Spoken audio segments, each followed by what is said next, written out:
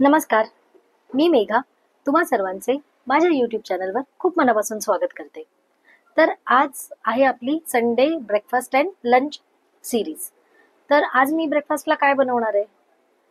तर आज मी ब्रेकफास्टला बनवणार आहे high protein rich soybean tikki. ही एक अशी झटपट होणारी रेसिपी आहे ना, जी तुम्ही सकाळी मुलांच्या डब्यातही देऊ शकता, ब्रेकफास्टला पण देऊ शकता। तर चला आपण जास्त वेळ न घालवता व्हिडिओला सुरुवात करूया। तर सोयाबीन टिक्की आपण आज बनवणार आहोत। त्यासाठी मी छोटे सोयाबीन चंक्स घेतलेले आहेत। मोठे सोयाबीन जरी तुम्हाला मिळाले तरी तुम्ही घेऊ शकता, काही हरकत नाही। मी छोट्या वड्या घेतलेल्या आहेत आणि एका पातेल्यामध्ये गरम पाणी करायला ठेवलेलं आहे आणि त्यामध्ये सोयाबीन वड्या आपल्याला टाकायच्या आहेत। एक उकळ येईपर्यंत चमच्याने आपल्याला ढवळत राहायचं आहे। एक 5 ते 10 मिनिटं आपल्याला हे सोयाबीन गरम पाण्यामध्ये भिजत ठेवायचे आहेत। एक 5 ते 10 मिनिटांमध्ये लगेचच हे नरम होऊन जातात। नरम झाल्यानंतर थंड झाल्यावर हे अशा प्रकारे सोयाबीन चंक्स एकदम पिळून घ्यायचे हाताच्या साहाय्याने। तुम्ही कपड्याच्या साहाय्याने पण घेऊ शकता, पण त्याची काही आवश्यकता नाहीये। आपण हाताच्या साहाय्याने ते सगळं त्याच्यातलं पाणी काढून मिक्सरमध्ये आपल्याला अगदी बारीक वाटून घ्यायचं आहे। तर टिक्की बनवण्यासाठी आपल्याला एकदम असं फडफडीत पाहिजे, जास्त पाणी घालू नका। जेवढं त्याच्यात पाणी आहे त्याच्यातच ते वाटा। त्यानंतर मी इथे 4 लहान बटाटे घेतलेले आहेत आणि मी बटाटे चांगले स्मॅश केलेले आहेत। काय होतं, मुलं सोयाबीन खायला मागत नाही, त्यामुळे हे असे पदार्थ केले ना की पटापट जातात पोटात त्यांच्या। आता हे मी मसाले घेतलेत। यामध्ये मी पेरी पेरी मसाला, चिली फ्लेक्स, ओरिगॅनो, मॅगी मसाला, आमचूर पावडर, धना जिरा पावडर, हळद, हिंग आणि काळी मिरी, हे मसाले सगळे मी त्यात बटाट्यामध्ये घातलेले आहेत। चवीनुसार आपल्याला त्याच्यामध्ये मीठ घालायचं आहे। हा मी लसूण, अद्रक आणि मिरची हे मी खलबत्त्यात ठेचून घातलेलं आहे। तुम्ही मिक्सरमध्ये पण घालू शकता। त्यानंतर एक छोटा बारीक चिरलेला कांदा, अर्धी वाटी कोथिंबीर, हे असे सगळे जिन्नस एकत्र करायचे आहेत आणि त्यामध्ये आपल्याला चवीनुसार मीठ घालायचं आणि जे सोयाबीन आपण क्रश केले होते मिक्सरमधनं, तर ते आपल्याला त्याच्यामध्ये टाकायचे आहे। आता हे चांगलं मिक्स करून घ्यायचं आहे। हाताच्या साहाय्यानेच मिक्स करा, चमच्याने मिक्स करता येत नाही। मी प्रयत्न केला पण नाही जमलं, त्यामुळे हाताच्या साहाय्यानेच मी व्यवस्थित मिक्स करून घेतलंय। आता यामध्ये मी कोणत्याही प्रकारचं कॉर्नफ्लॉवर, मैदा काही घालत नाहीये। यामध्ये आपल्याला घालायचं आहे तांदळाचं पीठ, कारण कॉर्नफ्लॉवर, मैदा प्रकृतीसाठी चांगला नसतो। तांदळाचं पीठ हेल्दी आहे, त्यामुळे लहान मुलांना देण्यासाठी आपण बनवतोय, तर हेल्दी असणं जास्त गरजेचं आहे। त्यामुळे मी 4 मोठे चमचे तांदळाचं पीठ घातलेलं आहे।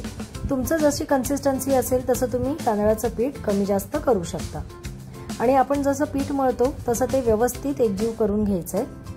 हे बघा, तुम्ही बघू शकाल चांगलं आपण पीठ मळतो तसं माझं रेडी झालेलं आहे मिश्रण। आता आपल्याला याचे छोटे छोटे टिक्की बनवायची आहे।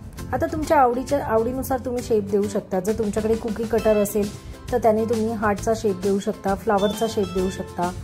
मी हे असे टिक्कीचाच शेप मी दिलेला आहे आणि चांगलं असं काही हाताला तेल वगैरे लावायची गरज नाही आहे। व्यवस्थित अजिबात चिकट होत नाही। तांदळाचं पीठ आणि बाकी सगळे जिन्नस व्यवस्थित प्रमाणात घालाल तर काही स्टिकी होत नाही, उलट खूप छान होतं ते। आणि ह्याच्यामध्ये कुठल्याही प्रकारची स्लरी लागत नाही, आपल्याला ब्रेड क्रम्स लागत नाही, तरीसुद्धा खूप छान कुरकुरीत होतात। आणि सकाळी सकाळी एवढं सगळं करायची आपल्याला गडबड असते, नाही जमत एवढं सगळं वेळ।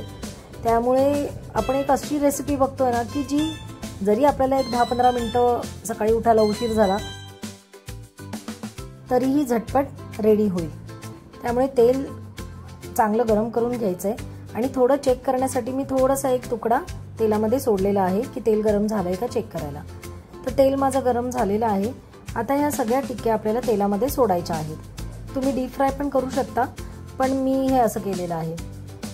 तर एक एक करून आपल्याला सोडायचं आहे तेलामध्ये। तेल गरम होऊन द्यायचं चांगलं, नाहीतर टिक्की सगळी पॅनला चिकटून जाईल। आणि तेल जास्त गरम ही ठेवायचं नाही, जास्त गरम असेल तर लगेचच करपून जाईल। त्यामुळे एक मीडियम तेल गरम करायचं आणि ना तुम्ही एका फोकच्या साहाय्याने त्याचा बेस आधी सोडवून घ्या, कारण डायरेक्ट आपण जर झारा घातला ना खाली तर ते सगळं त्याची जी वरचं आवरण आहे ते सगळं चिकटून जाईल।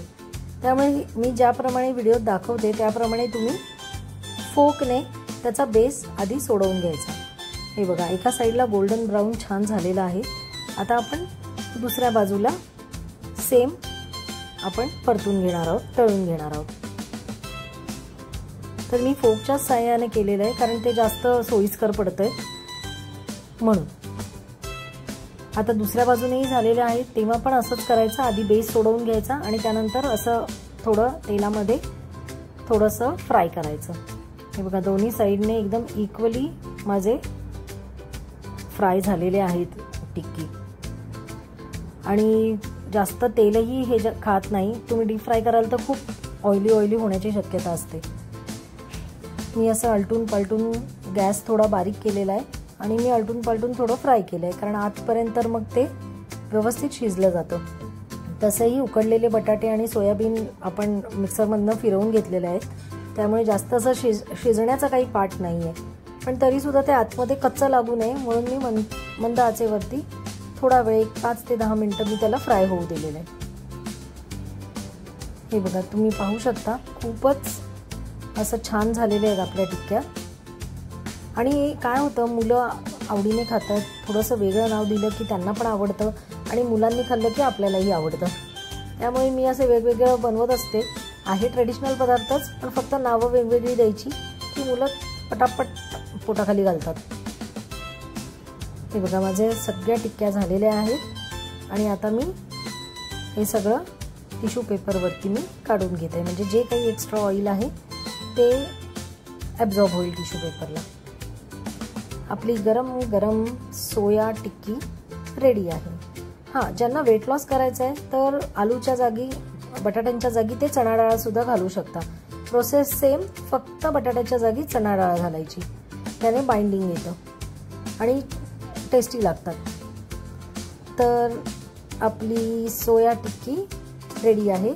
मस्तपैकी मुलांना डब्यात द्या, नाश्त्याला द्या, कसंही खाऊ शकता तुम्ही सॉस सोबत सुद्धा सर्व करू शकता, दह्यासोबतही सर्व करू शकता किंवा पुदिन्याच्या चटणी सोबतही तुम्ही सर्व करू शकता। सोयाबीन टिक्की रेडी आहे, तर या नाश्त्याला। तर कशी वाटली रेसिपी तुम्हाला? व्हिडिओ आवडल्यास नेहमीप्रमाणे चॅनलला लाईक करा, शेअर करा, सबस्क्राईब करा। आता भेटूया नवीन व्हिडिओमध्ये नवीन रेसिपीसह।